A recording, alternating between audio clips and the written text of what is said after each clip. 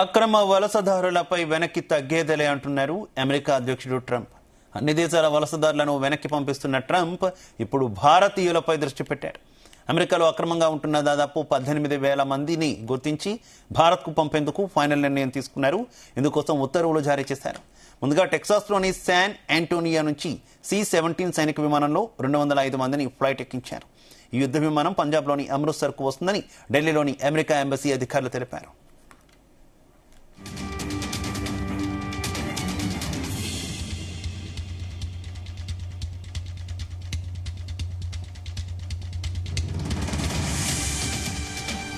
ఇక వలసదారులను ఇండియాకు పంపించే ముందు ప్రతి ఒక్కరి రికార్డులను పరిశీలించామని అధికారులు తెలిపారు. రానున్న రోజుల్లో మరిన్ని విమానాలు అమెరికా నుంచి భారత్కు రానున్నాయి. వాస్తవానికి C-17 విమానం కెపాసిటీ 140 మంది. కానీ తాలిబాన్లు ఆఫ్ఘనిస్తాన్లో అధికారం చేజెక్కించుకున్నప్పుడు C-17 విమానాల్లో 600 మంది నుంచి 800 మంది దాకా ప్రయాణించారు.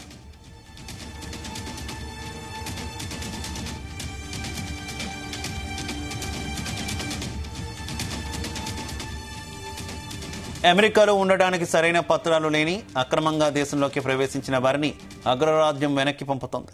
వారిని ఆయా దేశాలకు పంపేందుకు వాణిజ్య సైనిక విమానాలను అమెరికా వినియోగిస్తోంది. టెక్సాస్లోని ఎల్ పాసో, కాలిఫోర్నియాలోని శాండియాగో నుంచి 5,000 మంది అక్రమ వలసదారులను వెనక్కి పంపుతున్నామని పెంటగాన్ అధికారులు తెలిపారు.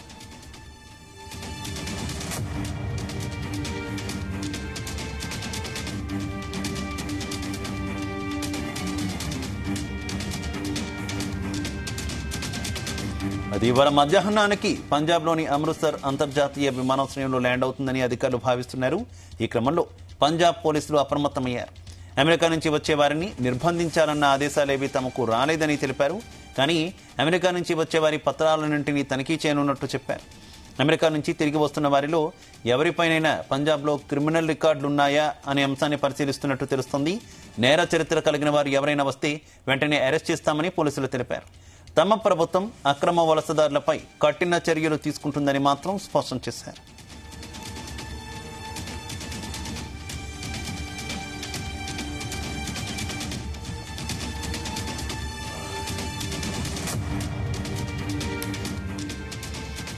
అమెరికాలో అక్రమంగా నివసిస్తున్న 1,000 మంది భారతీయులు తిరిగి స్వదేశానికి రావాల్సి ఉంటుంది. బ్లూంబర్గ్ అంచనా ప్రకారం 18,000 మంది భారతీయులను ఇప్పటిదాకా గుర్తించారు. అమెరికా హోమ్ల్యాండ్ అధికారుల లెక్కల ప్రకారం 20,000 మంది భారతీయుల దగ్గర సరైన పత్రాలు లేనట్టు గుర్తించిన అధికారులు 17,940 మందిని వెనక్కి పంపేందుకు తుది ఉత్తర్వులు జారీ చేశారు. 2,467 మంది ఎన్ఫోర్స్మెంట్ అండ్ రిమూవల్ ఆపరేషన్స్ నిర్బంధంలో ఉన్నారు. అయితే ఇవి 2022 నాటి లెక్కలని, ప్రస్తుతం మరింత మంది ఉండవచ్చని అధికారులు అంటున్నారు.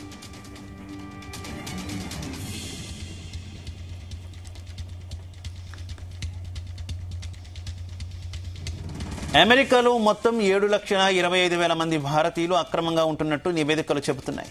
అక్రమ వలసదారులపై అమెరికా అనుసరిస్తున్న విధానాల పట్ల ఇప్పటికే ఇండియా తన స్పందనను తెలిపింది. అక్రమ వలసలకు తాము వ్యతిరేకమని, ఈ అంశం అనేక నేరాలతో ముడిపడి ఉందని పేర్కొంది. వీసా గడువు ముగిసినా సరైన పత్రాలు లేకుండా భారతీయులు అమెరికాతో సహా ఎక్కడున్నా వారిని తిరిగి తీసుకువచ్చేందుకు వీలు కల్పిస్తామని భారత విదేశాంగ శాఖ స్పష్టం చేసింది.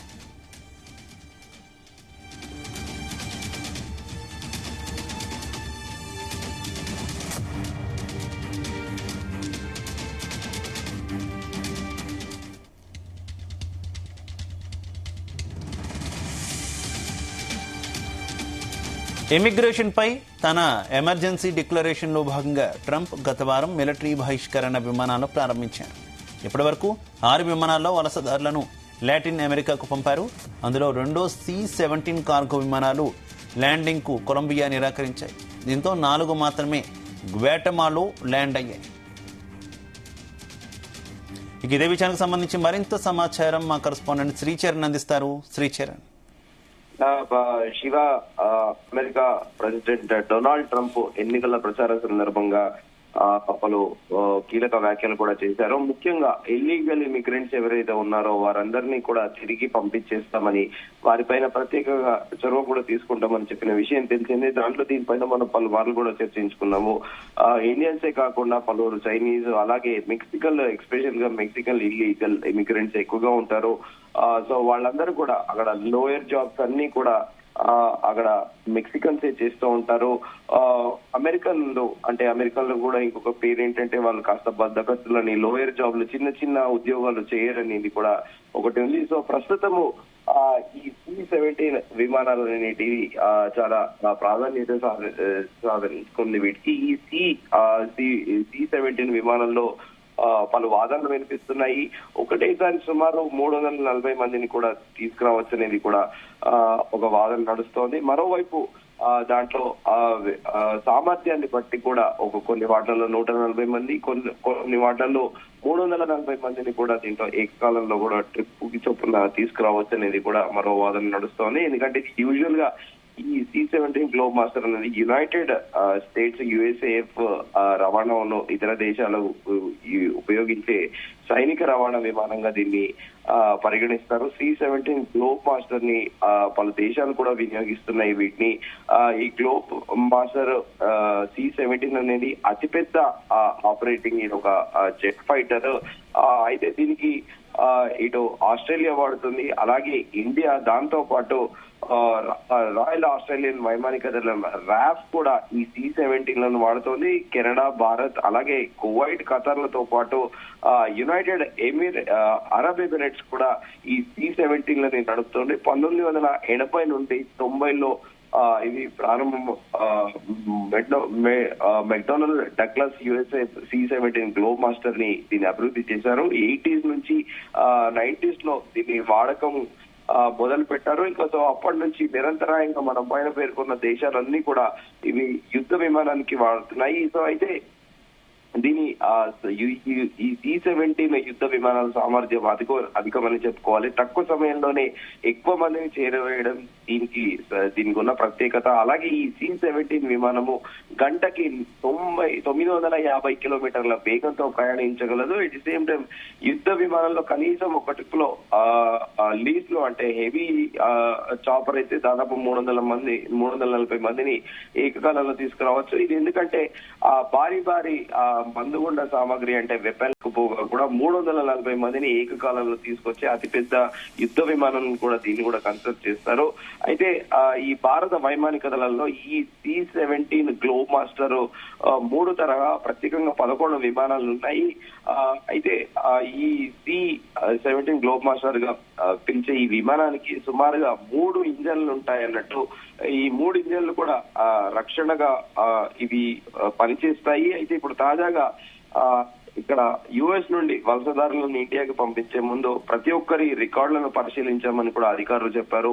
రానున్న రోజుల్లో మరిన్ని విమానాలు అమెరికా నుండి భారత్ కు రానున్నాయని కూడా చెప్పారు. వాస్తవానికి అయితే శ్రీచరణ్ ఇప్పటి వరకు ఇతర దేశాలకు వెళ్ళినటువంటి వలసదారుల విమానాల్లో వారిని కొంత అవమానించారు, అభ్యంతరకరంగా ప్రవర్తించారు, చాలా అవమానకరంగా ఆయా దేశాలకు చేరుస్తున్నారనేటటువంటి విమర్శలు ఉన్నాయి కదా. ఏంటి భారతీయుల విషయంలో ఏ రకమైనటువంటి వైఖరి కనిపిస్తుంది? డెఫినెట్ గా శివ, ఖచ్చితంగా ఇల్లీగల్ ఇమిగ్రెంట్స్ ఎవరైతే ఉన్నారో వారందరికీ కూడా సిమిలర్ గా అలానే ట్రీట్ చేస్తోంది అమెరికా. ఇది ఈ రోజు కొత్తగా వచ్చింది కాదు. గతంలో జార్జ్ W. బుష్ ఉన్నప్పుడు కానీ, బిల్ క్లింటన్ ఉన్నప్పుడు కానీ పలు సందర్భాల్లో పలు ఉదంతాలు కూడా ఉన్నాయి. సో ఇల్లీగల్ గా అంటే తమ పాస్పోర్ట్ ఎప్పుడైతే డేట్ ఉంటుందో కన్సర్న్ వీసా గానీ, ఇప్పుడు ఉదాహరణకి F1 వీసా అనేది స్టూడెంట్ వీసా, H1 అనేది అలాగే ఉద్యోగం వీసా, జాబ్ సంబంధించిన వీసా, అలాగే L1 అనేది లేబర్ వీసా అనేది ఉంటుంది. దానికి ఒక కాల పరిమితి ఉంటుంది. దీంతో పాటు అలాగే బిజినెస్ వీసా, ప్లెజర్ వీసా అంటారు. కొన్నిసార్లు ఈ బిజినెస్ వీసాలో ప్లెజర్ వీసాకి 3 నెలలే కాల పరిమితి ఉంటుంది. సర్టెన్ ఎక్స్టెండ్ 6 months కూడా ఇస్తారు. సో మన భారతదేశంలో ప్రత్యేకంగా తమ పిల్లలు అక్కడ సెటిల్ అయిన వాళ్ళు పెళ్లిళ్ళు అక్కడే చేసుకుంటే ప్రత్యేకంగా వెళ్తుంటారు. At the same time graduation ceremony అని చెప్పి కూడా తమ పిల్లలు అక్కడ వివిధ యూనివర్సిటీలలో చదువుకున్న వాళ్ళు ప్రత్యేకంగా ఇక్కడ ఇండియా నుంచి వెళ్తుంటారు. వాళ్ళందరికీ B1 ప్లెజర్ వీసా తీసుకుని తల్లిదండ్రులు వెళ్తారు. ఒకటేసారి వెళ్తే 6 నెలల పాటు ఉంటారు. కొన్ని ఎమర్జెన్సీ సందర్భాల్లో దాన్ని ఇంకొక 6 నెలలు పొడిగించే అవకాశం ఉంటుంది. సో ఇలా దాని ఎప్పుడైతే టైం అయిపోతుందో ఇమీడియట్ గా వెళ్ళాలి. అయితే పలు దేశాలకు చెందిన ఆ పౌరులు ఇల్లీగల్ ఎవరైతే ఉంటున్నారో వారందరినీ కూడా గతంలో చాలా కాస్త అమెరికన్ సోల్జర్స్ కూడా కాస్త రూడ్ గానే బిహేవ్ చేశారు. సో ప్రస్తుతం అమెరికాలో ఉండడానికి సరైన పత్రాలు లేని కారణంగా అక్రమంగా దేశంలో ప్రవేశించిన వారిని కూడా యుఎస్ వెనక్కి పంపుతుంది. వారిని ఆయా దేశాలకు పంపేందుకు వాణిజ్య సైనిక విమానాలను కూడా వినియోగిస్తుంది.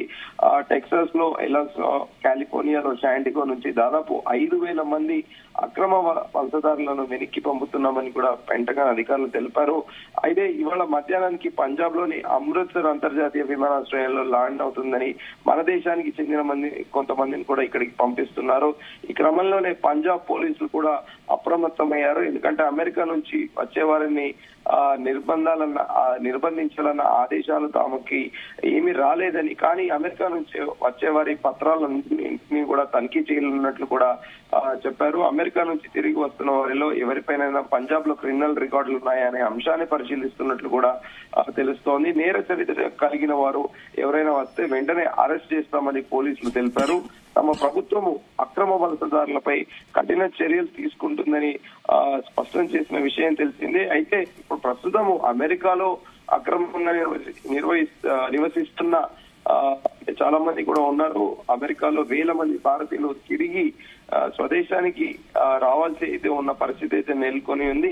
బ్లూంబర్గ్ అంచనా ప్రకారము 18,000 మంది భారతీయులను ఇప్పటిదాకా కూడా గుర్తించారు.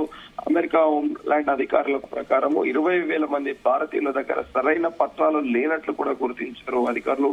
దాదాపు 17,940 మందిని వెనక్కి పంపేందుకు తుది ఉత్తర్వులు కూడా జారీ చేశారు. 2,467 మంది ఎన్ఫోర్స్మెంట్ అండ్ రిమూవల్ ఆపరేషన్స్ నిర్బంధంలో ఉన్నారు. అయితే ఇవి 2022 నాటి లెక్కలని, ప్రస్తుతం మరికొంతమంది ఉండొచ్చని కూడా అధికారులు అంచనా వేస్తున్నారు. అయితే మన ఇండియన్స్ లో కూడా కొంతమంది వాళ్ళ గ్రామాలకి వెళ్లి తమ పాస్పోర్ట్ అంటే తమకు వచ్చిన వీసా డేట్ అది ఎక్స్పైరీ అయిపోయినా కూడా మళ్ళీ ఇండియాకి వెనక్కి వస్తే ఒక్కసారి మళ్ళీ ఇండియాకి వస్తే యుఎస్ కి ఇంకా వెళ్లే అవకాశం లేక మళ్ళీ అవకాశం రాదు. కాబట్టి అక్కడే ఉన్నన్ని రోజులు వాళ్ళు పంపించే రోజులు కూడా అక్కడ ఏదో చిన్న స్థాయి ఉద్యోగాలు చేసుకొని డబ్బులు సంపాదించుకోవాలనే లక్ష్యంతో కూడా భారతీయులతో పాటు మిగతా దేశాలకు చెందిన వాళ్ళు కూడా ఉంటారు.